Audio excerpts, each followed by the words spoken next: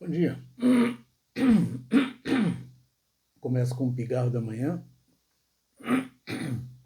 e um gole de mate para lubrificar o gogó. Então, eu estou querendo conversar um pouquinho, já faz alguns dias, algum tempo, que eu estou querendo conversar sobre esse assunto de uma forma mais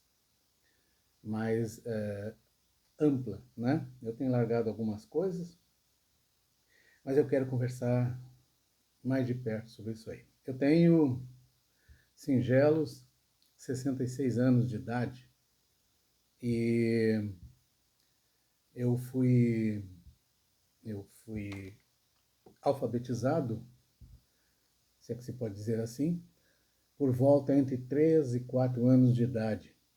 Eu não me lembro, não ficava contando no calendário contando que idade eu tinha, mas eu me lembro que eu era muito pequeno.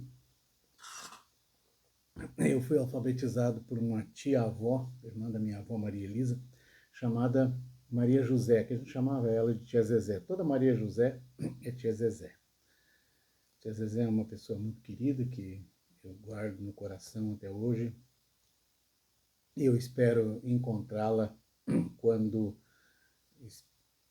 estando eu também, e conto com essa possibilidade, com essa sorte, na eternidade, depois da ressurreição. Quero ver muitas pessoas de quem eu tenho muita saudade, da minha avó, da tia Zezé, dos meus primos, de amigos, né? De pessoas até que eu não conheci, meu avô não conheci, meus avós, mas eu tenho vontade de conhecê-los e eu sei que nesse mundo eu não vou conhecer, mas na eternidade, que está logo ali, sim, vou conhecer. Mas, enquanto a eternidade não chega, a gente tem que pensar no hoje. Levantar, comer, antes de comer, agradecer a Deus por estar vivo, por ter acordado. No hebraico tem uma oração bem curtinha, resumidinha, ela diz assim: Shivti Adonai lenegni tamid. Quer dizer, Deus está em primeiro lugar, né? Deus está diante de mim. Os mineiros dizem assim: primeiro Deus. Então eu aprendi isso e eu acordei quando me dou conta que eu estou vivo, né? E aí eu sigo, graças te dou, ó Deus vivo, que me fizeste chegar até o presente momento. E também diz assim: graças te dou, ó Deus vivo, Rei do universo, que devolves a minha consciência, ou a minha alma, como queiram, né? Algumas versões da Bíblia fala alma, outras fala consciência. Com misericórdia, grande é a tua fidelidade. Quer dizer, está dizendo que Deus confia em mim, eu já expliquei isso em outros vídeos. Significa o seguinte, como quando a gente tem uma criancinha e a gente dá algo para ela levar, entregar para a mamãe, diz assim, ó, vai que eu confio em ti, né? E ela vai, então, o papai, o vovô confia em mim, e eu vou entregar para a mamãe. Então, esse gênero, esse grau de confiança.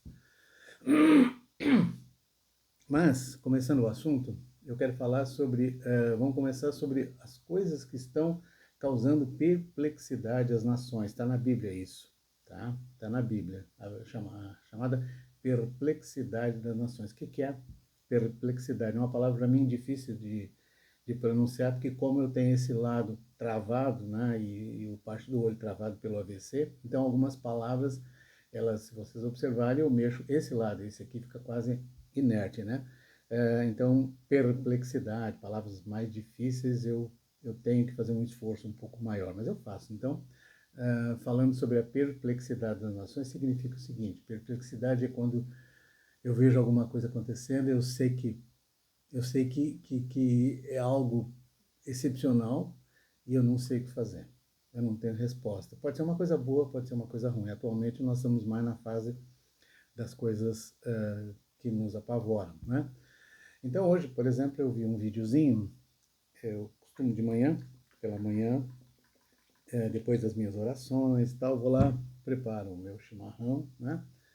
E, e vou assistir alguns vídeos. E atualmente eu assisto muitos tipos de vídeo, né?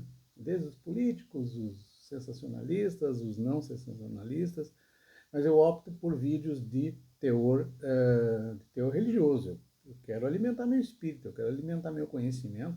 E tem vídeos bons, né? Tem muita porcaria, mas tem vídeo bom. E eu espero que esse aqui seja bom, não pelo vídeo, mas pelo conteúdo. E uma coisa assim, o algoritmo parece que acha que eu só gosto disso, né? Daí eu tenho de vez em quando ficar procurando outras coisas, dar outros nomes, para ele mudar um pouquinho. Fala sobre a perplexidade do mundo, as coisas que estão acontecendo no mundo, tá? E eu vou discorrer um pouquinho sobre cada uma delas aqui, um pouquinho, né? Porque tem muita. Então vamos começar hoje eu vi bunkers dos milionários, dos bilionários. Já se sabe, é uma notícia bastante divulgada, em que diversos bilionários no mundo, começando pelo Mark Zuckerberg, dono da Meta, do Facebook, do Instagram e do WhatsApp, ele está construindo, ou já construiu, comprou uma parte de uma ilha lá no Havaí, uma das ilhas do Havaí, e lá ele está construiu uma mansão, mas abaixo da mansão é que está o segredo, que é um bunker, assim, que resiste uma bomba atômica. Lá tem piscina, tem hospital, escola, tem um monte de coisa. Tem um monte de coisa, né? Para ele ir com a família e alguns bilionários, alguns selecionados. Muito bem. Mas não é só ele, né? O país que hoje está mais recebendo bunkers dessa natureza é a Nova Zelândia. E uma coisa assim, os bilionários são muito bem informados, eles não são profetas, mas eles têm um monte de gente à sua volta, especialistas, que orientam, olha, com este cenário pode acontecer isso, isso e isso, então o melhor lugar é lá. Outro dia, por curiosidade, eu busquei na inteligência artificial, no chat GPT, e eu digo, por que eu busquei no GPT? Porque eu vou confiar num computador, num amontoado um amontoado de dados, né?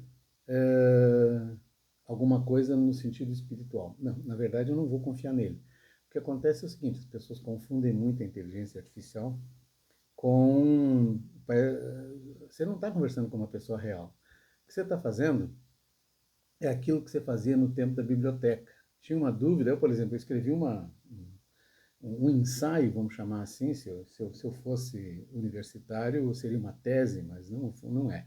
Então foi um ensaio, isso no ano de 1990, onde ninguém falava no assunto. Ninguém falava no assunto, tá? Em 1990, eu tive um debate dentro da minha igreja a respeito da origem pagã do Natal. Hoje todo mundo sabe o que é pagão, mas na época ninguém falava. Na época era montar árvore na igreja, cantar Jingle Bell, sei lá o quê. E eu, por influência da minha avó, que tinha raiz judia, ela dizia, filho, isso aí é paganismo e tal, e ela me ó, vai procurar, vai buscar. Então, dentro da minha biblioteca, eu tinha uma biblioteca pequena, mas muito boa, eu fiz uma pesquisa, né? Me debrucei em cima de livros, umas semanas debruçado nos livros ali, buscando desde, naturalmente, a Bíblia, livros de história, H.G. Wells, Livro dos Mortos do Egito, Livro dos Mortos tibetano e não sei o quê, buscando lá na fonte, lá nas origens, né? E eu montei um ensaio de, sei lá quantas, 10 páginas, uma coisa assim. E depois eu publiquei, eu até tenho ele. Eu não achei mais na internet, mas eu tenho uma revista que eu publiquei, esse ensaio eu nem sei se vou, também não interessa, já está batido esse assunto. De qualquer maneira, eu ia nos livros e lia palavra por palavra, linha por linha, capítulo por capítulo e tal, e montava o meu resumo, em cima do resumo eu fazia a minha montagem. Hoje não precisa mais fazer isso. Hoje a gente vai no chat, né, no GPT ou no Bing ou qualquer outro que seja, tem milhares de IAs, mas eu uso essas duas, uma para desenhar e outra para escrever. E eu faço uma pergunta, eu digo, me elabore 20 tópicos, 50 tópicos sobre assunto tal, com fontes, com referências, e um minuto depois eu tenho ali todas as referências. Claro que eu não sou obrigado a aceitar o que ele diz, até porque ele não opina. E o que ele faz? Vai buscar quem já opinou e traz a informação para mim resumida. É isso que faz a inteligência artificial. Ela acelera a busca do conhecimento. Agora, o que eu vou fazer com esse conhecimento?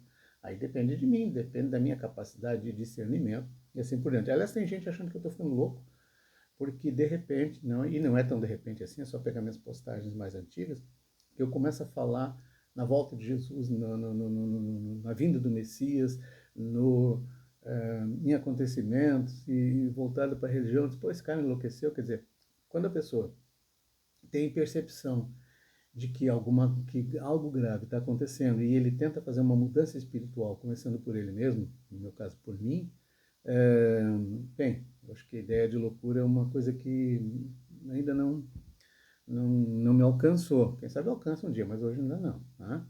Deus permita que não. Então, eu vou voltar aos bunkers dos milionários. Então, eles fazem bunkers na firme crença, na mesma crença desse pessoal, desses sobrevivencialistas. Vocês viram que está na moda, assim, você procura o YouTube, está na moda. Esse pessoal que vai para o mato fazer. Tem vídeos na televisão, filmes na televisão, séries, né? Como é que chama essas séries de reality? Que os caras vão lá para lugares e aí comem cobra, comem coró, comem escorpião, fazem fogo esfregando uma unha na outra, seja lá o que for. Tá muito na moda isso aí. A gente até aprende alguns truquezinhos, muitos eu já sabia, porque eu fui criado no mato, eu aprendi a fazer essas coisas. Nunca comi cobra, nem escorpião, nem pretendo fazer isso. Mas, então, ou seja, o sobrevivencialismo, na verdade, é o que esses bilionários estão fazendo com dinheiro. Então, o sobrevivencialista ele vai para o mato e ele procura viver um certo tanto de tempo. O que eles não contam, o que eles não dizem, é que eles podem ficar dias, semanas, meses e até 1, 2 anos.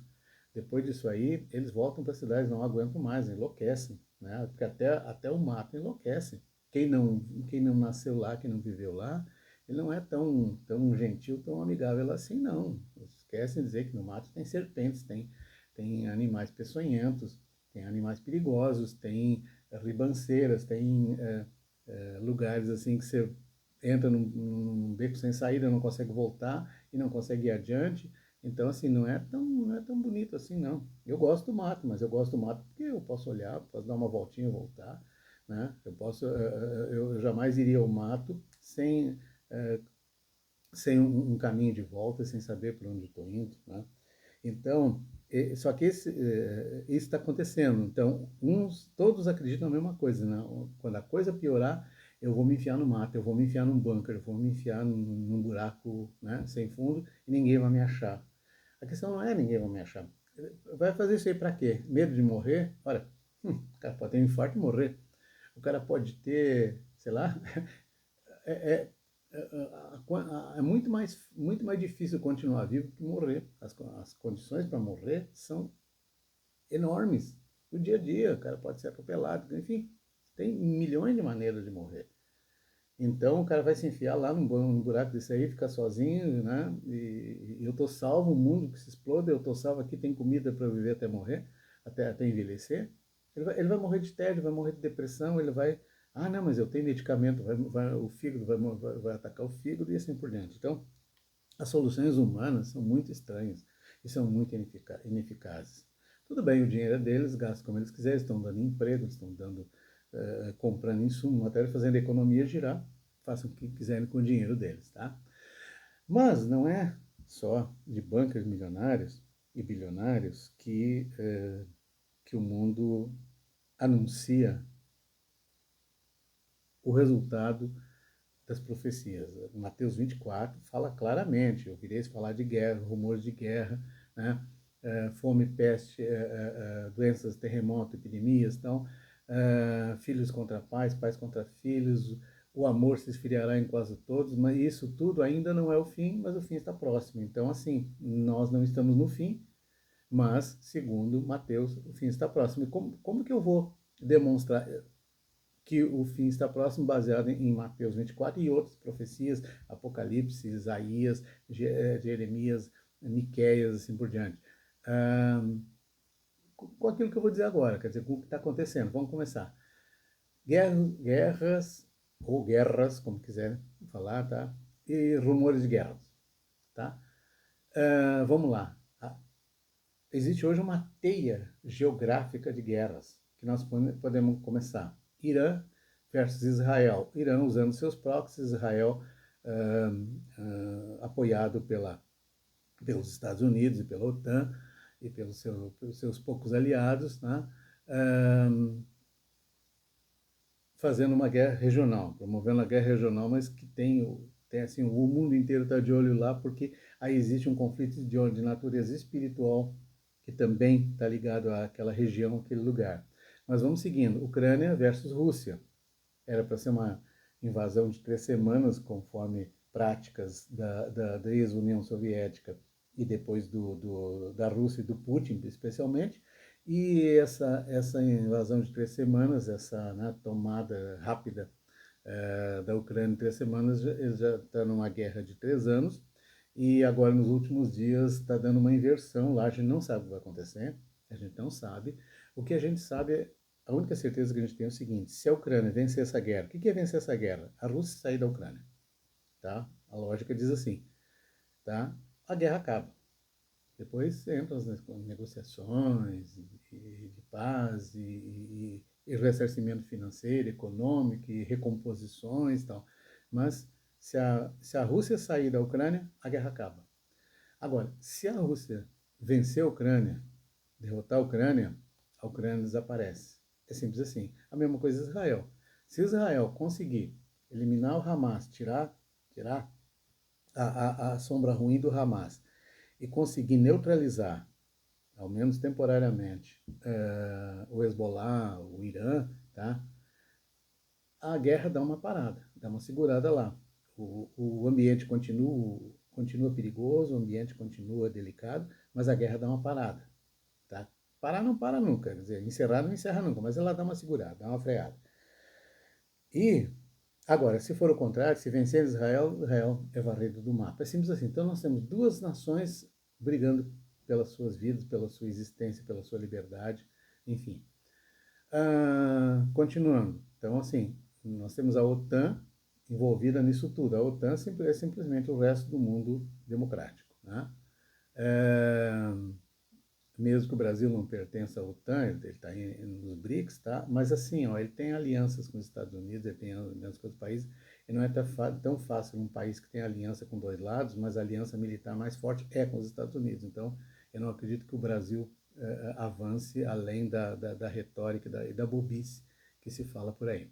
Aí nós temos a guerra, além da Síria, porque Israel e Síria são inimigos declarados e estão em estado de guerra há mais de 30 anos. Mas, além disso, existe uma guerra civil dentro da Síria. Tá? Aí existe o conflito no Iêmen. Tá? Esse conflito no Iêmen, ele também ele é dominado vamos chamar um exército paramilitar, que são os Houthis. Os Houthis agora, não contentes em resolver sua situação dentro do Iêmen, aí com o apoio do Irã, com dinheiro do Irã, com armas do Irã, ele joga mísseis lá em Israel, que está a 1.000 quilômetros, sei lá quantos quilômetros de lá. Se mete com Israel também. Mas tem um conflito dentro do Iêmen. Não é o Iêmen fazendo isso, são grupos paramilitares dentro do Iêmen que fazem isso, mas os conflitos estão lá dentro. Aí tem o conflito em Tigré, na Etiópia. Tá? Não vou entrar em detalhe, entre no Google e veja o que é o conflito em Tigré. Aí tem o conflito no Afeganistão, porque parecia que estava mais ou menos controlado, os americanos saíram de lá, deixaram todo o aparato militar para a Al-Qaeda, né, que domina o Afeganistão, está sucateado, mas ainda funciona, ainda dá tiro, né? O Afeganistão está em conflito, sabe? Porque é o Estado Islâmico contra eles, é não sei mais quem, Paquistão, não sei mais quem, dando tiro neles, eles dando tiro nos outros, outro no um no outro, então o Afeganistão está em permanente estado de guerra. O Sudão, tá? Permanente estado de guerra. Birmânia, pra vocês terem ideia, é um pequeno sultanato que fica pequenininho, tá? Entre o Paquistão e a Índia, que ele tem até um Ministério da Felicidade. Ele é governado por um rei 98% muçulmano, tá? E ele tem um Ministério da Felicidade, tem um ministro da Felicidade para cuidar, que dizem que é o país mais feliz do mundo. Não é tanto assim, ele tem conflitos militares, né, e guerra civil com pequenos focos lá dentro também. Tá? Região do Sahel, Sahel é Mali, Níger e Burkina Faso. Depois vocês vejam isso aí tudo no Google. Muito bem. Outra coisa, as potestades do céu serão abaladas. O que são as potestades? Os poderes do céu, sol, lua, estrelas e tal. Nós vimos agora, esse ano, o maior número de explosões solares de magnitude assustadora. Assustadora. Claro que essa... Deus, eu sou criacionista, e eu acredito que Deus planejou esse ambiente, a Terra, o planeta Terra, de uma forma tão sábia que a própria Terra se defende das explosões do Sol, que é 1.300.000 vezes maior que a Terra. Então, só que sim, a maior de todas as explosões. Nós sabemos também que a cada 11 anos acontecem explosões do Sol maiores, ok? Que é a explosão de íons, como é que chama, de partículas eletromagnéticas, e que na Terra o máximo que acontece, né, aqui na Terra, não chega a atingir o chão, mas o máximo que acontece na atmosfera da Terra, na estratosfera, na verdade, são aquelas belíssimas auroras boreais que eu nunca tive privilégio de ver nenhuma. Mas eu vejo as fotografias, vejo os vídeos e tal. Já estou contente com isso. Mas, enfim, esse ano, ou seja, a cada 11 anos tem essas explosões maiores, só que esse ano coincidiu com o resto das outras coisas. E aí que está o ponto, sabe, a pulguinha atrás da orelha. Vamos lá. Conflitos políticos. Incerteza da eleição norte-americana. Completa incerteza. Está empatado. Pau a pau. 0-0. Né? Cabeça a cabeça. A gente não sabe o que vem de qualquer um dos dois candidatos. Tá? Porque a Kamala Harris, ela foi a vice simpática, sorridente do Biden. Eles têm uma certa postura, mas ela tem opinião própria. Ela foi obediente, ela seguiu a cartilha, mas ela tem opinião própria. A gente não sabe o que pode mudar quando ela se tornar presidente, se tornar presidente. Da mesma forma, o Trump, a gente já sabe que ele é louco, que ele é fanfarrão e que ele tem, assim, arroubos de valentia, mas a gente não sabe até onde chega. E a gente sabe, né, é bastante conhecido da imprensa e de todo mundo que acompanha, que ele é muito amigo do Putin. Então ele já prometeu que se ele for eleito, a guerra acaba em 24 horas. O que significa a guerra acaba em 24 horas? Ele tira o apoio da Ucrânia, tá? E o Putin domina a região. Muita gente morta, estuprada, torturada, expatriada, expropriada e assim por diante, tá? Vamos em frente. Por outro lado, a gente que torce por Israel, tá? Kamala não gosta muito de Israel. Já o Trump ama Israel. Então, sabe, é uma espada de Damocles caminhando sobre outra espada afiada. A gente não sabe, é perplexidade, ou seja, que opinião a gente pode ter? De que lado a gente vai ficar? Sabe? A gente vai ficar em cima do muro, a gente vai se esconder? Qual é a nossa posição, né, em relação a isso? Vamos ver. Questão da liberdade de expressão e prisões arbitrárias no Brasil. Eu não preciso falar isso, já está para lá de esgotar esse assunto aí na internet, né? Cenário de fome que a Rússia prepara para o mundo, voltando à Rússia e Ucrânia, com o corte das rotas e devastação de plantações de trigo para o pão nosso de cada dia. Notícia que eu vi mais recente, anteontem, foi que a Rússia, ela está... bom, primeiro que ela está minando os campos de plantação da Ucrânia. Ela queria aqueles campos, não é meu, então não é de ninguém. E enche de mina mesmo, aquela que explode. Tal. E fora assim as bombas que solta lá, tal, ninguém consegue plantar, ninguém consegue colher. E o que consegue plantar e colher, os navios, ela trancou a rota, o acordo que tinha para os navios saírem com trigo e alimentar o mundo, porque eles fornecem 25% do trigo de todo mundo, o pãozinho que a gente come aqui, o trigo vem da Rússia, o nosso aqui deve vir da Argentina e do Uruguai, né? Mas assim, o preço é equiparado a uma commodity, sobe lá, sobe aqui também. Então, a Rússia, claro que existem outros cereais para fazer pão, mas assim, é que o ser humano ele é acostumado a caminhar sempre na mesma direção. Ele anda, anda, anda, E ele não tem capacidade de mudar a história. Quando você chega num restaurante, tu fica anos, almoça naquele restaurante todos os dias, você vai pedir sempre o mesmo prato. E não tem coragem de experimentar o outro prato que está do lado, que pode ser mais gostoso e mais nutritivo, mas aquele que você está acostumado a comer. A roupa que você está acostumado a usar, as coisas que a gente está acostumado a andar. A gente cria trilha, como os animais fazem na floresta. Você vê uma trilha lá, numa mata que não passa ninguém, vai ver aquela trilha de animal, que ele passa sempre por ali para beber água, para ir caçar, para fazer o quê. Então a gente é assim também. E então vai fazer falta o pão nosso de cada dia, né? Porque a Rússia está apertando o cerco em relação a isso. Então é melhor começar a pensar em outras alternativas. Para quem é celíaco, já não vai mudar muito essa situação. E para quem é diabético também, como eu, que tem que moderar um pouco no pão, embora eu goste mais, tem que moderar. Muito bem. Outro problema. Esse já é mais de natureza espiritual e psicológica, emocional. Desagregação das famílias. Filhos contra pais e pais contra filhos. Vocês estão acompanhando nos noticiários, e os noticiários adoram fazer isso, tá? E a gente fica travado ali, não consegue trocar de canal, não consegue sair dali.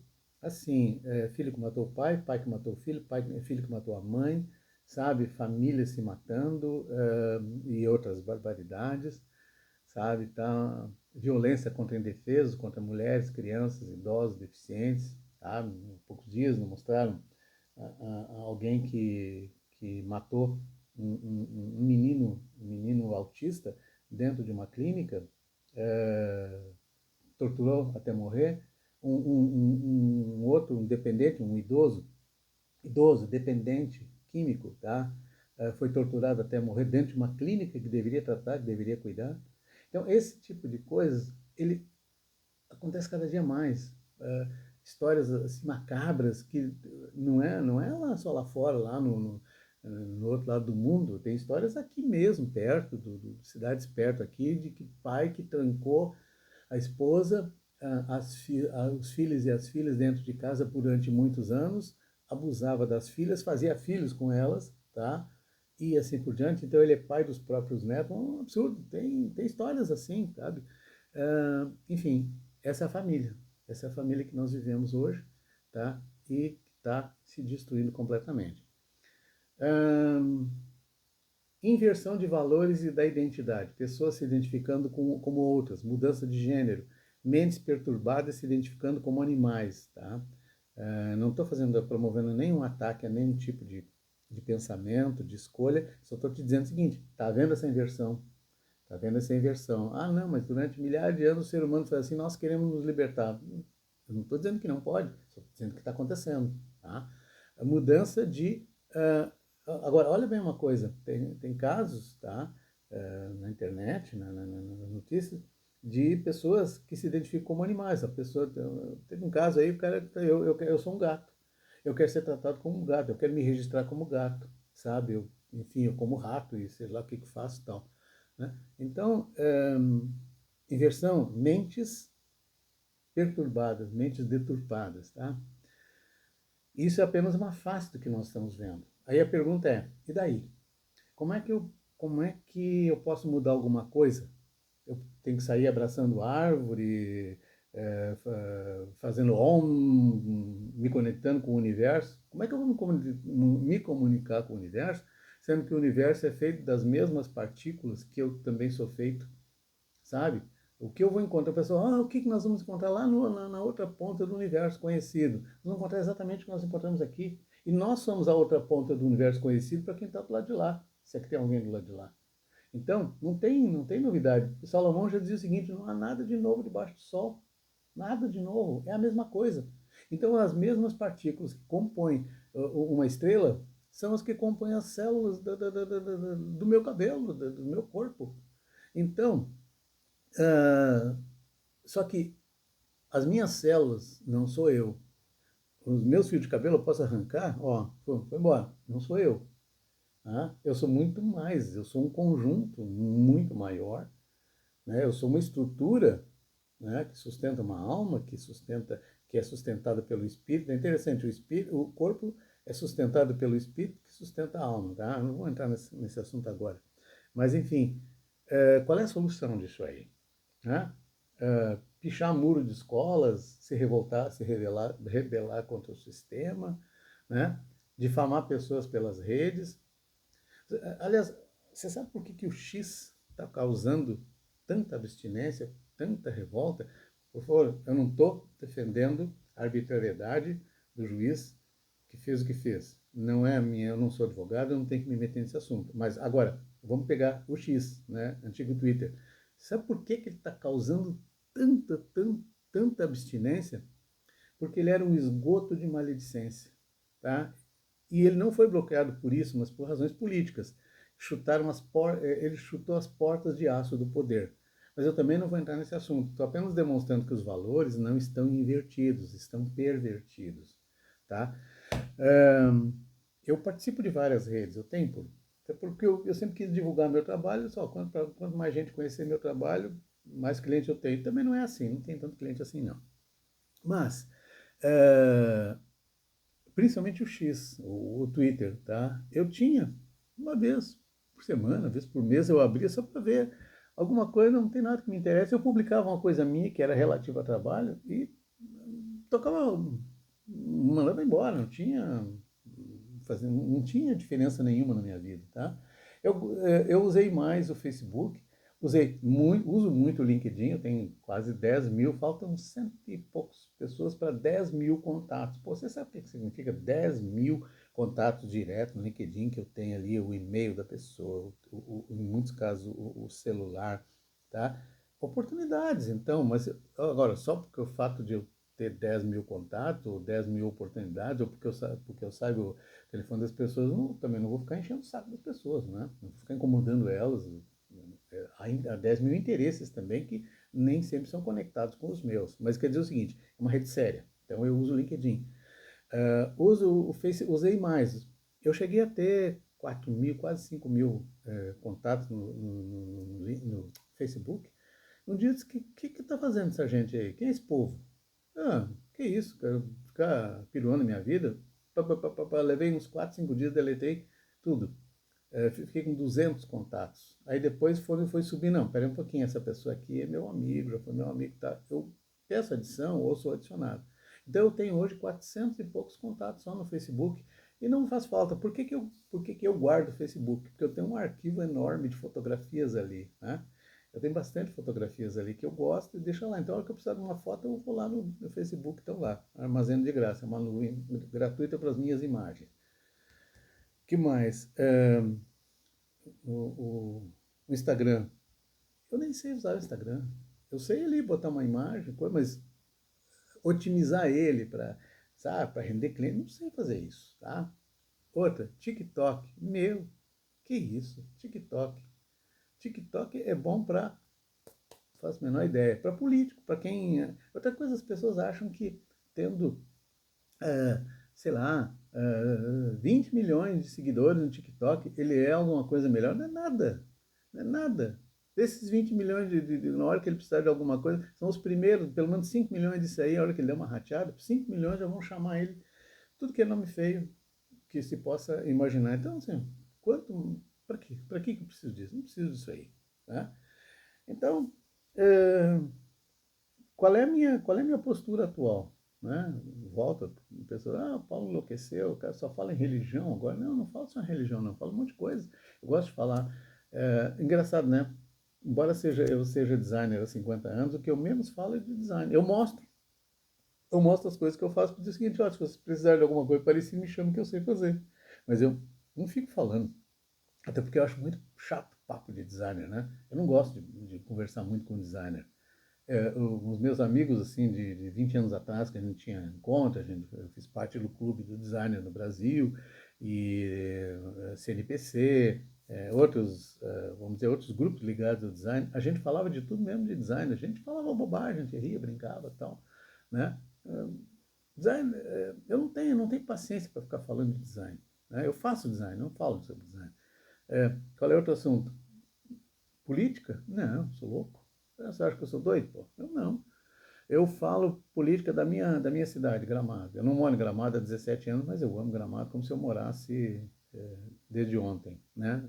Então, E eu falo de política, de situação política, eu não falo mal dos políticos. Eu não estou aí para criar inimizade com ninguém. Eu acho que, não vou dizer que eu sou amigo, mas assim, eu tenho um bom relacionamento com todos, até aqueles a quem eu critiquei as atitudes em algum momento, tá?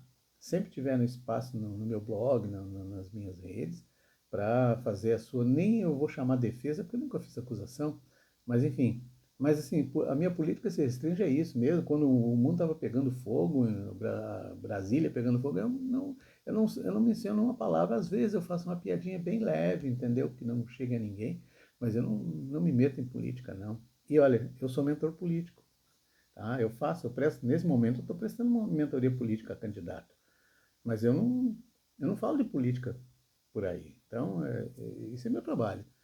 Qual é outra rede? Eu estou tentando lembrar aqui. Sim, eu gosto muito do Facebook. Estou falando com vocês aqui pelo Facebook. Desculpa, pelo YouTube, tá? Não que eu acho que o YouTube seja a rede mais séria, mas o YouTube não é uma rede, o YouTube é um canal. É um canal que você pode formar a sua rede. Tá? Se as pessoas gostarem do que você diz, eh, você vai ter mais pessoas acompanhando o seu trabalho. Se não gostar, fica lá, 5, 6, 20. Eu não tenho muita visualização. Acho que a única visualização que eu tenho, que chegou a tá quase em 3.000 visualizações, que não é nada assim, dentro desse universo, é uma que eu ensino a fazer cuscuz com chia. Olha só. É o do personagem que eu tenho, né? O Apolônio Lacerda, é um personagem que eu criei para as minhas palestras. Eu acho ele engraçado, eu gosto, me divirto fazendo ele. Então ele ensina a fazer cuscuz com chia, né? Chia, aquela sementinha, né? Primeiro ele ensina a fazer o cuscuz tradicional, porque as pessoas veem cuscuz, mas não sabem como é que faz. Eu mesmo, eu passei a minha infância, a minha vida, comendo cuscuz que a minha avó fazia, depois a minha mãe fazia para mim, eu nunca fiz cuscuz, eu não sabia fazer cuscuz. Quem me ensinou a fazer cuscuz foi uma ex-nora minha, né? E eu não, depois aprendi, agora eu sei fazer cuscuz, sei fazer um bom. Hoje ainda comer cuscuz com ovo mexido. Então, eu gosto do YouTube, tá? Então, eventualmente eu gravo algum videozinho, eu não me acho nada YouTube visivo, né? Talvez chamava televisivo, né? Eu não me acho nada interessante, mas é a forma que eu tenho de expor as minhas ideias sem precisar ficar escrevendo, apesar que eu escrevo muito, mas ultimamente eu ando com preguiça de escrever. Bom, gente, acho que falei demais hoje, 37 minutos, né? Se vocês gostaram, deem um like. Se não gostaram, deem like também. Que daí eu posso. Mas, não gostaram, eu vou melhorar. Então, quem sabe de vez em quando eu largo algum assunto. E vocês quiserem sugerir alguns assuntos que eu possa comentar, né? Que não me bote na cadeia, não caça as minhas redes e tal. Pode falar, manda uma mensagem para mim, um e-mail, assim por diante, tá bom? Beijo bem grande em todo mundo.